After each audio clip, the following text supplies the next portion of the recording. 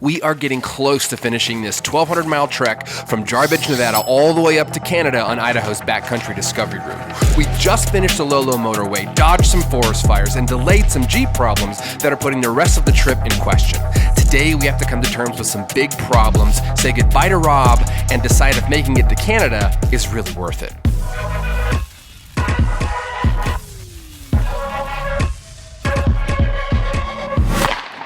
This morning I had to face the fact that I might not be finishing the BDR. I was determined to get to Wallace and hike the Ed Pulaski Trail since it was a sojourn for me and I wasn't about to have come all this way just to turn back 30 miles before the trail. What I didn't know was whether or not my Jeep would make it. Luckily, the drive to Wallace should be easy. Well, what do you think, man? Is Finn gonna make it? I don't know, but there's nothing to do but drive to Wallace anyway. There's no services or cell coverage out here, so I don't really have an option. Well, I guess in the meantime, I hope you can enjoy the drive. Yeah, I'll holler if anything happens. Until then, let's roll. These bridges and tunnels were built for the railroads, whose sparks started the 1,200 fires that combined into one super fire back in 1910. They were also a place of refuge for people fleeing the flames. Rail cars jammed with people would park on a trestle or inside a tunnel to escape the torrent of fire sweeping through 3 million acres of forests in less than 2 days.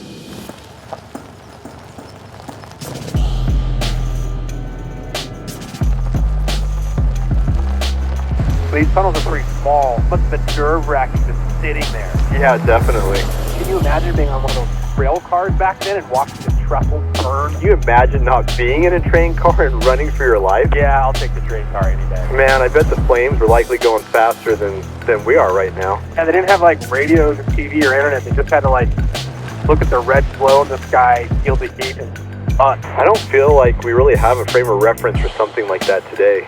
The carnage of 1910 is also a story of heroes like Ed Pulaski, a forest ranger who saved the lives of 45 men by holding them at gunpoint in an old mine and narrowly escaping death himself. A bucket list item for me was to go see that cave. That's pretty. You guys, I'm still hearing that sound on my Jeep. In fact, it's getting worse. Do you need to stop, Will? I don't think so, but I'm gonna hang back and go slow.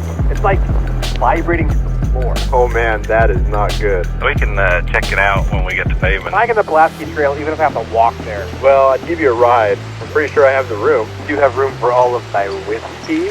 Always.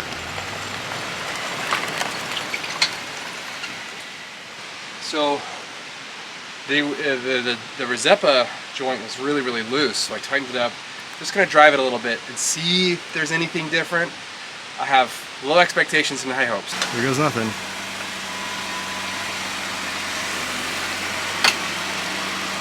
Can you hear it? I heard it once, yeah. I decided to say goodbye to Rob and hike the trail before it got too late. The Jeep would have to wait until after. Bye, Rob. We'll miss you. Bye. Rob, come back. Come back, Rob. Rob's departure, while not totally unexpected, still felt a little rushed. What we didn't know at the time was that as our BDR journey continued, Rob had a journey of his own. He was driving towards something very different, something that changes your life forever. You see, Rob had a date with someone he'd never met before. But I think it's safe to say they hit it off. And I also hear the little guy has great taste in YouTube channels. It's a hard life out here. So we're here at the beginning of the Ed Pulaski Trail. I am so excited to see what's up there. This story, this event in history has totally captured my imagination. I really hope we can get a good view of the cave. I feel drawn to this story. I want to go experience and be closer to history. So anyway, we're gonna get a head start. Let's get going. The trail was steep with dense underbrush, so dense in fact that I crashed my drone and lost it in a ravine. Then I lost my phone while searching for my drone. $2,000 and hours of footage donated to the trail. We're hiking the Ed Pulaski Trail right now, and I've had a series of epic failures. I crashed my drone and lost it. I lost my phone when I was looking for my drone. So, oh man, it's been a bad day that way, but I still want to carry on and see the cave where Ed Pulaski saved all those guys. So we're just gonna keep going. I'm gonna chalk it up to the experience and hopefully learn from it and not let it ruin my day. I had to find a way to recover mentally from such a huge mistake. And as I got to the end of the trail, it was way up the side of the hill from the actual cave. I really wanted to get down there and see it up close. And then I spotted a way down.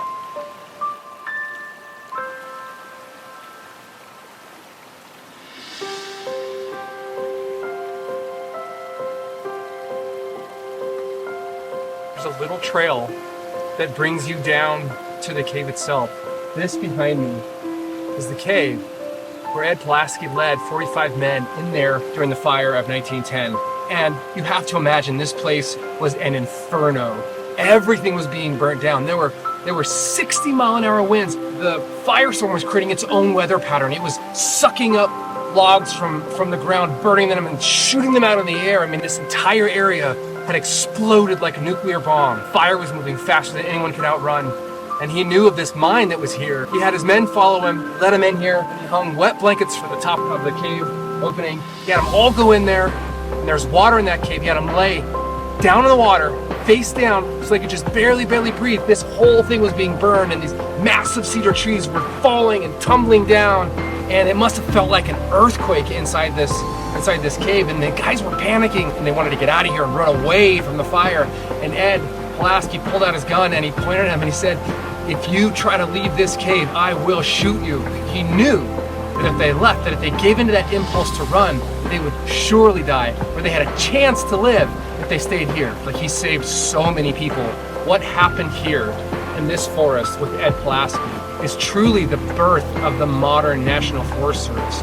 Public opinion turned in favor of the National Forest Service, and legislators had to fund it because there was a public mandate to support these brave souls who died fighting to save the towns of Wallace and Avery. And so because of that, we have what we now know as the National Forest Service. Anyway, this is just a really, really important moment for me in this trip, in my life, and I am super happy to share it with you. Whew, we just got back down from the Pulaski Trail, and it's time to address my drive shaft. So I'm gonna crawl under here, and I think what I'm gonna do is I'm just gonna take it out, because it sounds like rocks in a washing machine right now. So I'm gonna disconnect the crossbars and try to get this thing out, and then just drive the rest of the way in two-wheel drive.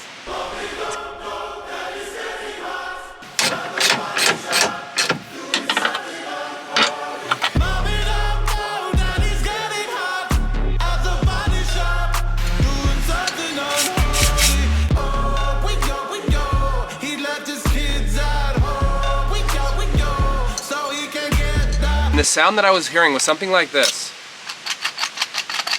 And it was really loud and just not doing very well. And this lip on the Rosetta joint here was designed by Terraflex to keep it in there. But if you look, it's totally destroyed. So this is not good. This whole thing did not hold up to the punishment that I gave it. So I got this Rosetta joint to prevent this from happening, what just happened. And unfortunately, it happened anyway, even with this Rosetta joint that was designed for high clearance vehicles. And so the good news is, it's just a drive shaft. I hope that's the only thing that's wrong. If I can keep driving, it's my front drive shaft. So I'll just do the rest with two-wheel drive. And it couldn't have happened at a better time, because from here on out, I don't think we're gonna have many like very difficult roads. They're gonna be mountain roads, but they're not gonna be like when we climbed up the Burnt Knob on the Magruder corridor, or like half of the Lolo that was super rough, where we might need four-wheel drive, or like really steep inclines and declines where you want to put it in 4-low and coast down. So I'm hopeful that be smooth sailing after this. We'll see.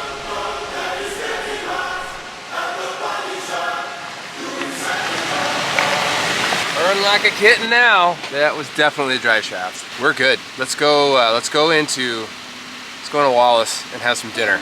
Wallace, Idaho was founded in 1884 and is a uniquely Idahoan place that has reinvented itself several times over the years, including declaring a downtown manhole the center of the universe. What are you, a tourist? Oh, we're the worst. We're from Idaho though. We're Idahoans. Get out of here. At the moment, we were fully aboarding the BDR and decided to just get a motel room and grab dinner at one of Wallace's local restaurants. I was so tired and frustrated, I considered quitting. But Chris reminded me, we were down, but not out. It's been a pretty great day, but it's had some really tricky stuff. But we will prevail. The next morning, I was on fire again. A good night's sleep in a clean bed at the Stardust Motel rekindled my desire to finish the BDR. We were going to go all in today, missing drive shaft and all, and finish the rest of the route. We were up bright and early and ready to hit the road. Look at this guy all cleaned up from his motel, I should say. Ready for a hard day on the trail, guys? Yep. Heck yeah. We're going to make a big push today. What was the name of that movie? Vanishing Point. We're going to vanishing point the rest of this trail. Yep. Kowalski, here we come. Okay, we're off, fellas. Canada or bust? Like busted drive shaft? Too soon? Too soon, Chris. Too soon. Or busted drone and lose a phone? I said too soon, Chris. We were making decent time heading up the mountains just north of Wallace, and while it was thick forest underneath, when we hit the mountain tops, these trees gave way to some spectacular North Idaho mountains. Chris, what does your odometer say? Mine says 1,224. So much for a 1,200-mile Idaho BDR. Yeah, I think all the detours and side roads add up a bit. Well, no more side roads. We're driving straight to Canada now. By straight, you mean following the winding BDR route? Yeah, exactly.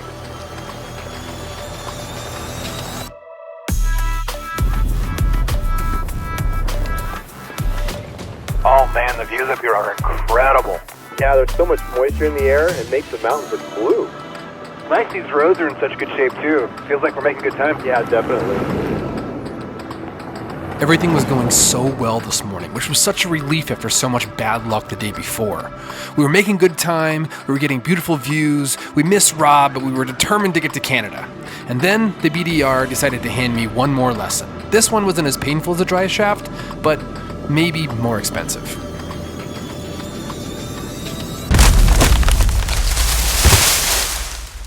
Hey, Will, what you doing over there?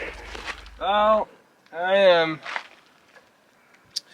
hoping I didn't totally destroy my drone. It took a tree on the side. I was flying just like I normally do, and the sensors must have missed a tree or something, and it hit here and catapulted into the ground.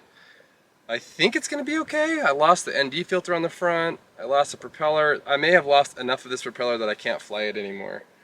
That's what I'm checking out. But yeah, you know, it's a 2-drone trip. 4 failures in less than 24 hours, 2 drones, 1 phone, and a drive shaft, all kaput. As upset at myself as I was, I tried really hard not to let these failures take away from the incredible ride we were still on. Boy, well, I wish Rob was here to see this. Yeah, I think he's on like a 32-hour paved road trek right now. I think he would have liked to see some of this. I know he's been through Wallace and Lolo, but I think he was hoping to get this far north. Well, we'll have to rev it in his face next time we see him. Seems appropriate. Will, you hearing anything or feeling anything with your drive shaft? You mean, am I having phantom drive shaft sound? Yeah, something like that. No, everything seems fine. But mentally, I'm just like waiting for something else to go wrong. I hear ya. I'm sure it'll be fine, though. My Jeep is holding up just fine so far. No more noises. I'm in 2-wheel drive, but these are very easy mountain roads, so I'm not thinking I'm going to need 4-wheel drive much. So we are pushing the Clark Fork, but also enjoying the views at the same time, because after all, we're here sightseeing, essentially. This is our vacation. We're seeing all of Idaho from the back roads, so we're trying to also take in those views and be mindful to each other that it's not a race. Even though we want to finish today, we also want to take our time, let it soak in, and enjoy it. I gotta hand it to the RideBDR.org folks who created this route. They did their homework and they keep you way out in the backcountry to the very last second. At this point in the trip, fatigue started to become a real factor. Look, I know we're not hiking or backpacking these roads, but the last thing you want to do out here is doze off at the wheel.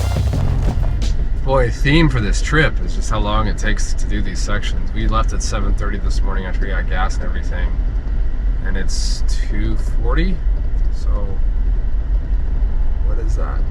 7 hours?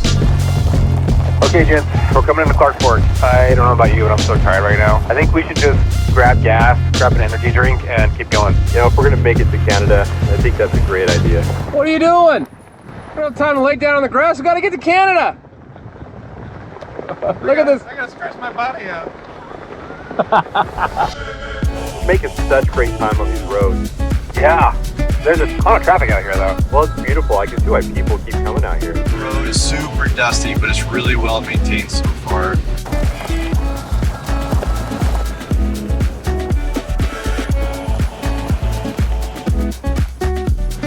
Hey, I think after we come down this path, we're gonna be on pavement for the rest of the way. Really? Pavement? Yeah, I think we're almost done with the dirt.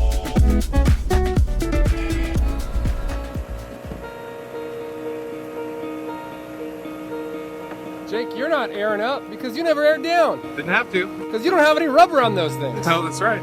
Lift, tires, wheels are on the docket. Yes. All right, that's what I want to hear. Hey, Will, that sound in the background, that may be the sound of our last era. I know, it's almost surreal. It's almost like a little emotional to air up.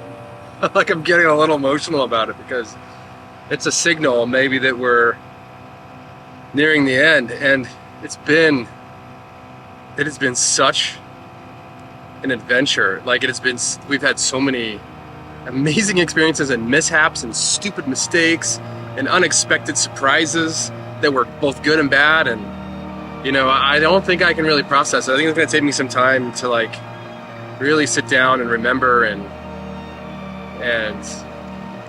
kind of catalog how this trip was, because right now it's just been so fast. We were on the road for so long. I popped up my tent and broke down my tent so many times. It's like I was starting to kind of sink in, I guess.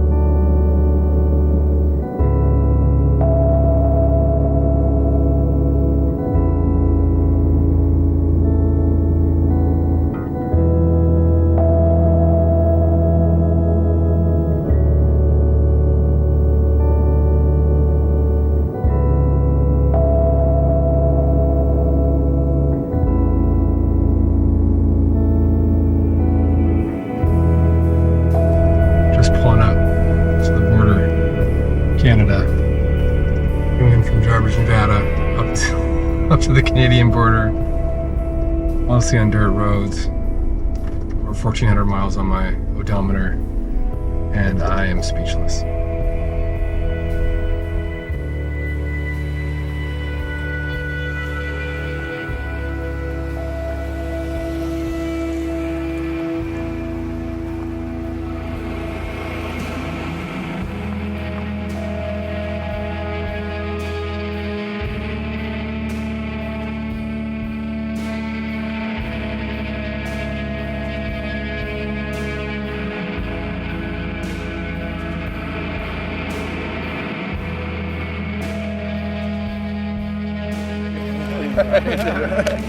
Oh man, we made it. It's been a long journey. Holy cow.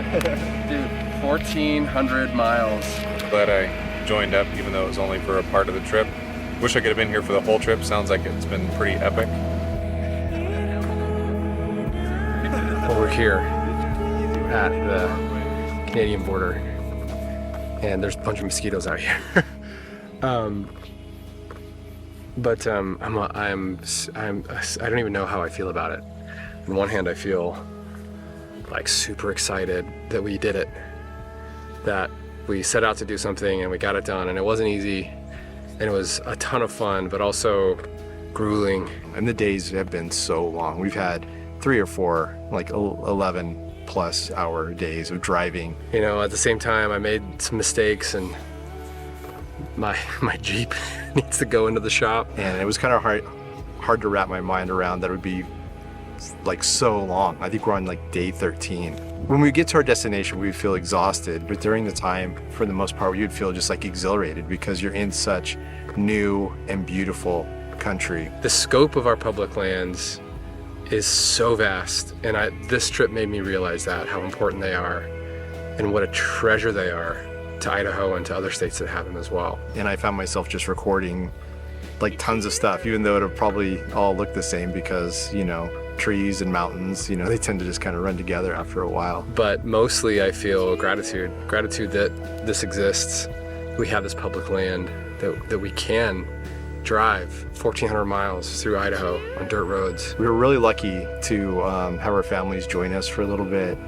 And I am thankful that my kids weren't there the entire time. It would have been just too much for them. My only regret is that Kate's not here to share it with me, that she couldn't come for the whole trip, but I'm so grateful that she got to be there for part of it. And she got to drive some really fun, difficult sections. But I'm so thankful to have this journey and so thankful to be able to share it with my best friend. This was a lot of fun, but I am ready to go. So that's the other good piece, is that I'm ready to go. But I'm also a little sad that the adventure's over, because it was a great adventure. You know, put a check mark, it's off the bucket list.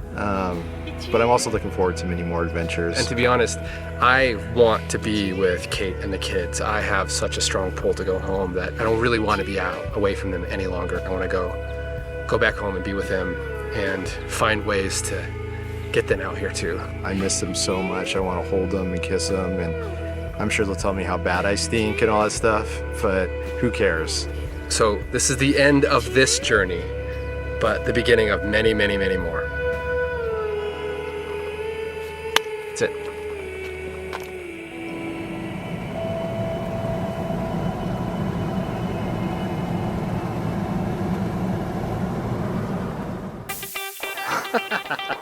What is it called? What would you? Am I distracting you? I'm sorry.